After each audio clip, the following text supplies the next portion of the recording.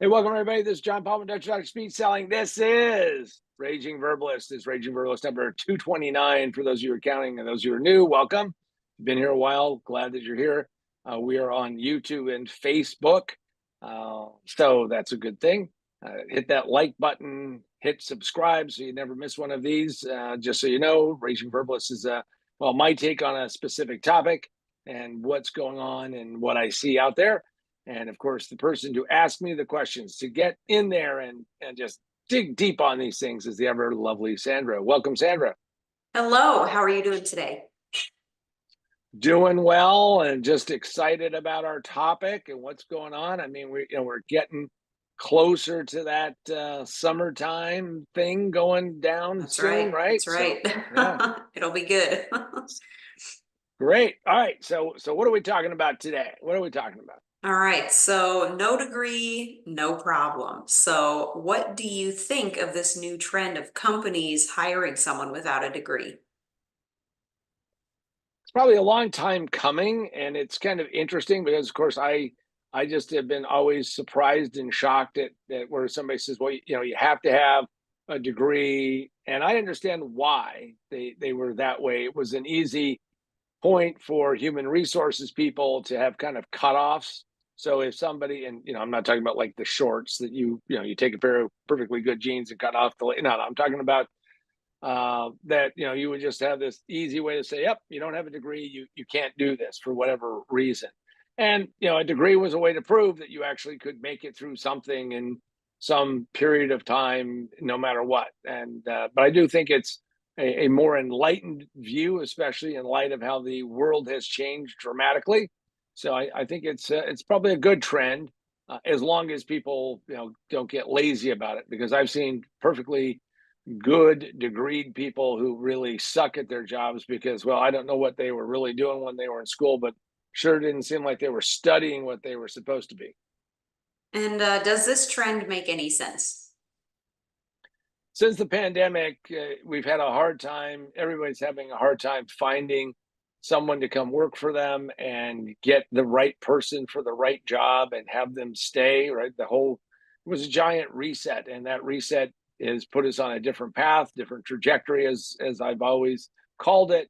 And so I think it makes sense because companies need to get the work done, get the tasks completed, get those things wrapped up, and opening up the job pool and saying, or the applicant pool and saying, well, we can find more people if in fact we go out there and say, all right, we're not going to have an ironclad, you must have a degree or you're out of here. So I think that's a much better idea. And during your career, what was your experience for the necessity for a degree? Well, and I used to say it kind of, in a very officious way. Well, I'm a non-degree person, which would be like saying, like, I don't have a degree. And it was ironic because people would say, well, maybe you should say that more out there. I mean, you're going to put down on your resume, big block letters, no degree. So then, you never talk to anybody. So in my own circumstance and situation, I have had only a few times that has been seriously a problem. Of course, what I'm doing, so if you're a brain surgeon, I suspect that you're not going to have somebody who said, well, hey, I kind of learned it at home. First I started off on, working on my siblings or something. I don't think that's going to work. But since I was in the sales world, people kind of said, well, what's the track record? What has he done? How's that worked? With the exception of one company, and they're really not around anymore, so I can pick on them. So I really wanted this gig with this company called NCR, and yeah, NCR is I think gone or wherever they're at, don't know. But National Cash Register. So they wanted me to sell printers, and I thought this was a good step for me. I think I could have sold tons of them. It made sense to me. I'm glad in some ways it didn't work out. And literally the HR people called up and said, listen, unless we can see some kind of degree, some kind of diploma, some kind of something, we just can't see our way to do this, John. Now, to sell a printer, you really need to need a degree to sell a printer. Well, I guess maybe in some ways you do. It's two cables, right? Power interface. Okay, got it. I can do it backwards too, but they said no. So they kept bugging me and bugging me and bugging me. And the sales manager said, "Geez, John, you didn't tell me when you were interviewing." Well, now it wasn't like I didn't say it, but I kind of just left it out. So I got kind of pissed off about that. And I almost did it, but my wife kind of said, "John, maybe you don't want to do that." But I actually do have a diploma from Ron Park School of Bartending with a perfect attendance. So I am an alumni. We don't get. I mean, since I've been sober, we don't get together in that bar anymore and stuff like that. But yeah, it was kind of kooky and crazy. So I never got to work for NCR. And since they went down into the dumps, probably was a good thing to not happen. Universe was helping me out if I want to look at it metaphysically. The other thing is that I would run into people, especially selling technology. Like I had a boss who had a degree in zoology. And I said, "Bill, what does zoology degree have to do with selling what we're selling?" And he goes, "Well, John, I was, kind of in my third and a half year." I went, "That's kind of strange."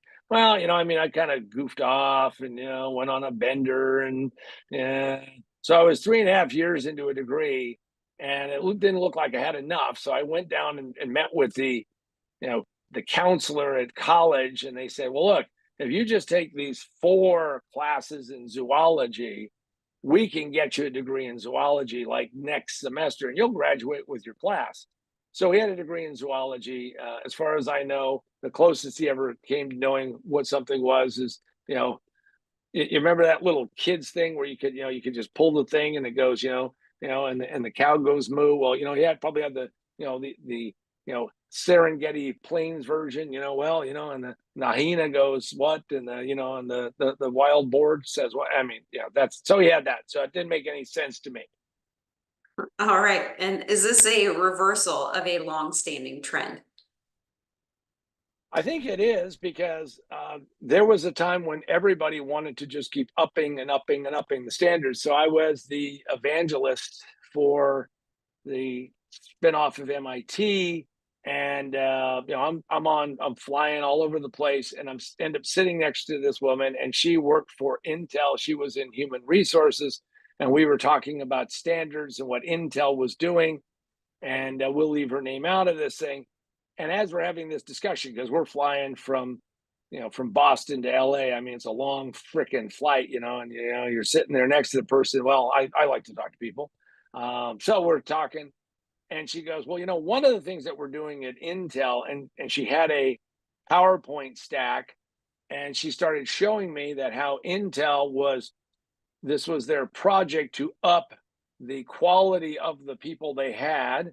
And what they had decided to do is that everybody had to have like more degree, more education, more capability, because, well, we need to go and do that.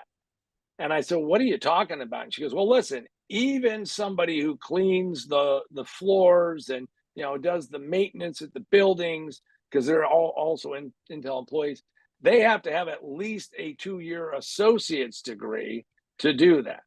Now, I can tell you that I lasted exactly, and this doesn't show up on my resume. It probably should if you want to include it all. But I actually cleaned the floors one night. That's how desperate for money I was when I came back from Vegas. Cleaned the floors at an Albertsons supermarket overnight. And then the guy stiffed me on how much he was going to pay me. I mean, it was like, oh, it was just a bad gig. And I can tell you from all the people for my long tenure of doing that, none of those people really needed a degree to run the buffer. I can tell you that. I didn't think you really needed to have advanced education to be able to do that. So I thought that was crazy. And I looked at her because I was thinking about this. It's bothering me, long flight. And I said, "So what you're telling me is that Steve Jobs and Bill Gates, this is the time frame it was in, could not get a job at Intel cleaning the floors because, well, they didn't have a degree. Those quitters, those dropouts, those guys who couldn't make it all the way through." And she was taken aback by that. She goes, "Well, that isn't really what we set it up to do. We're just trying to raise standards." So to me, I think it's a change in a long-standing trend of trying to move more and more and more towards this, and it makes a lot of sense. But what I can tell you makes even more sense is that if you don't want to see your dreams go down or up in smoke, whichever way you want to think about it, is that what you want to really think about doing is going out and stopping yourself from hurting yourself because, well, let me just tell you that most businesses fail in the first 5 minutes. It just takes them 3 to 5 years to realize it. Position to Win. And that is my book, written carefully and consistently. And this book is available in Amazon, Barnes & Noble, Books A Million, and also our website, which is positiontowinbook.com, positiontowinbook.com. Go on there, and I will autograph it for you and give it an inscription and all that. And by the way, there's got to be a holiday coming up somewhere that you may want a book. Also available in all digital formats, Kindle, Nook, and Apple iBooks. So go check that out. On the other side, we have Remote Work for a Better World. So if you want to learn how everybody has done remote work wrong, and I mean almost everybody, I know generalized statement, you'll probably find somebody who's done it right, but I'm telling you most people have done it wrong, then go check out Remote Work for a Better World. Also, while you're on positiontowinbook.com, you can check out our mugs, which is you could become a Raging Verbalist and every day get a little bit of rage in your life with the Raging Verbalist mug. All right, well, Sandra, what's next? All right, so doesn't this confuse how you evaluate and hire people? I think it does because it was so easy at one point in time to say, well, this person needs a 4-year degree or that person needs this or that. And so now you got to dig a little bit deeper. Now you have to be a little bit smarter.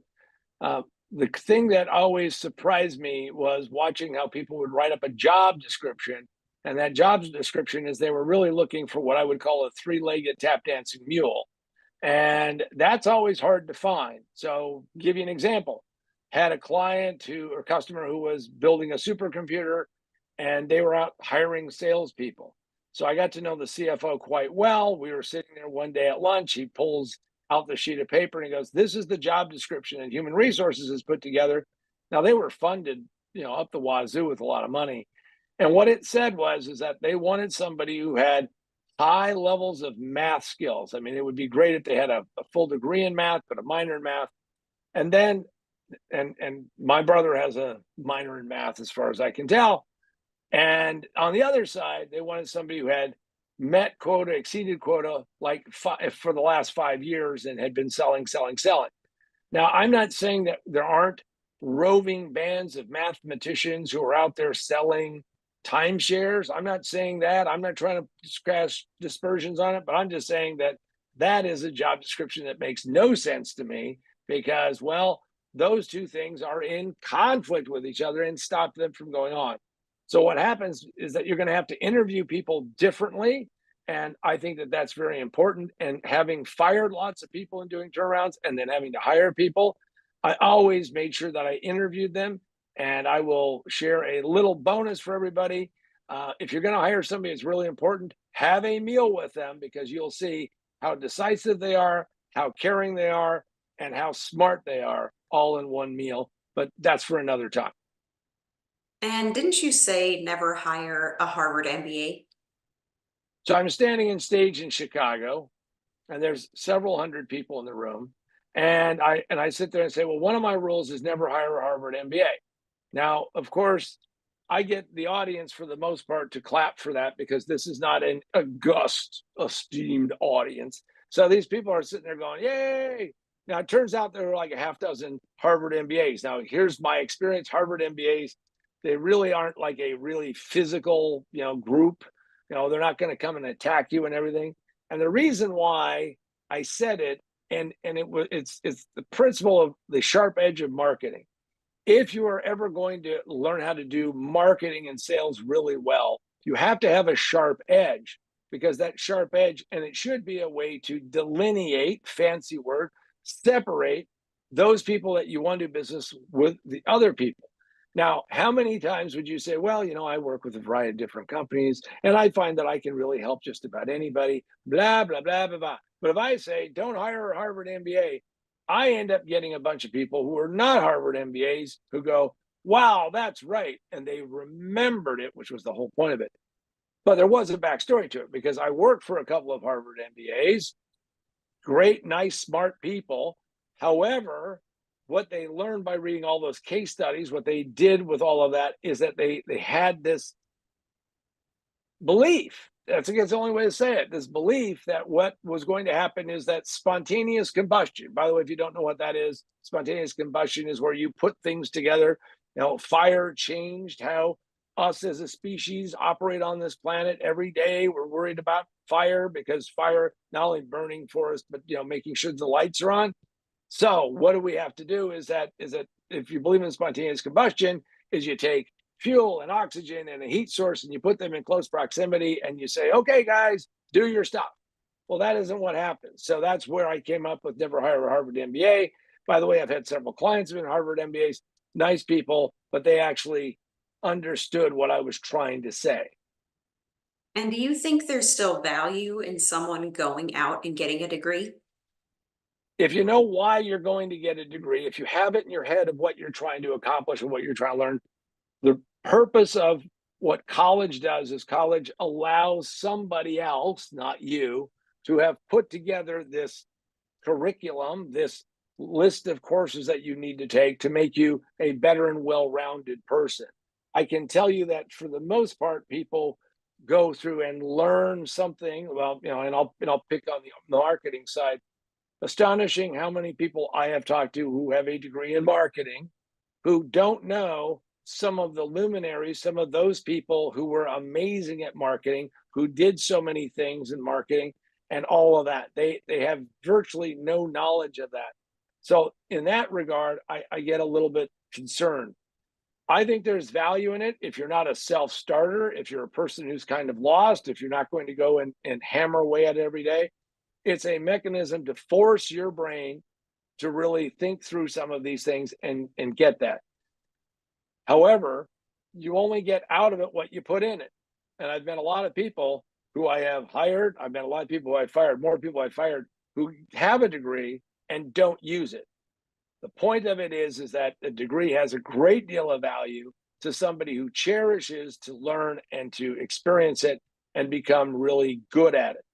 If you don't have that, then you probably shouldn't just go because there's lots of really lousy degrees out there. I mean, if it interests you, great, but don't tell me that we should be spending money with you because you had this something you're interested in. Yeah. Another thing right now, gotta say it. If you ever read anything that says follow your passion, the money will follow, that is true to an extent, but it is absolute utter bullshit from the other side, which is, listen, if you want to become an astronomer, great, and we can name all the famous astronomers and maybe in your own little group, but the money that will follow is only the money that people will pay for that. Why do they pay so much money for hedge fund managers? Why do they pay so much money for people who can, sell this kind of concept? Well, because there's more money in that. So the money will follow only to the extent that it's there. And what are the best ways to evaluate talent for entrepreneurs and business owners? The biggest mistake that all of us make is that we have a need. We want to hire somebody. We have a need. We need to get stuff done. So what we do is we take that, and it's called projection, and we project all the things that we want to do. So we are telling people, well, this is what I want to do. This is what I want. And we're always on output mode, just like, because I'm the Raging Verbalist, you're in output mode. But what you have to do is you have to listen. So the best way to evaluate talent, the best way, is to figure out a problem that relates to what you want them to do and give that task to somebody and see how well they do it. Example is, when I've hired people for call centers, I don't want them to tell me that they're really good at it. What I do is I say, by the way, here's a script, something that's relatively simple, something that you can understand. And what I want you to do is take that, read that over, give yourself how much time? They say, well, just a few minutes. Now, take 90 minutes, and I'm paying you 90 minutes, read it over, make your markings on it, figure out what it is. And then I don't want you to deliver it to me pitch perfect. I want to hear how well you grasp the underlying aspect of it. The only way you can really test if somebody's going to be a great caller is when they're talking to a potential customer or prospect. Otherwise, you've got no idea because, of course, everything goes out the window. The last thing we want to do is have them reading it like they were being held by the North Koreans, for heaven's sakes. So what entrepreneurs have to do, all of you have to do, is figure out tasks that you can have people do. When we were hiring for my office, my wife, who is a degree in education, a master's degree in education, we found out very quickly, and to our surprise, all of our surprises, is that people would walk in and have a beautiful resume, and then we would ask them to do some simple tasks like, how about putting 10 sheets of paper? I know some of you are going, hey, John, it's a paperless world. Bullshit. 10 pieces of paper and saying, how would you file these and put them in alphabetical order and explain why? Then the other thing is people will tell me, well, I know how to use a computer. Great. Here's a computer. Here's a word processor. Here's what I want you to do. I want you to type this out. And that was the second thing. And then the third thing is read this over and tell me what it means without looking at the paper. Just read it over, make whatever notes you need to make. You can't have the original, and then tell me what that 3-step process thwarted like 60% of the people that we ran into. And it was sad because they had never gone through a testing phase to understand what was going on. You need to find people who will take the initiative, who are smart enough, but more importantly, that they can accomplish tasks, because that's what work is all about. How do you accomplish those tasks? And with that, I want to thank you for joining us. And this is John Paul Mendoza, Dr. Speak Selling, and for myself and the ever lovely Sandra, this has been Raging Verbalist number 229. Come back next week, put some comments down below, say some happy thoughts, go out and hire somebody, and maybe you want to look at their resume just a little bit differently and open it up. And what you're looking for is people who are capable of doing the tasks that you need to do. Thanks. Until the next one, we'll see you then.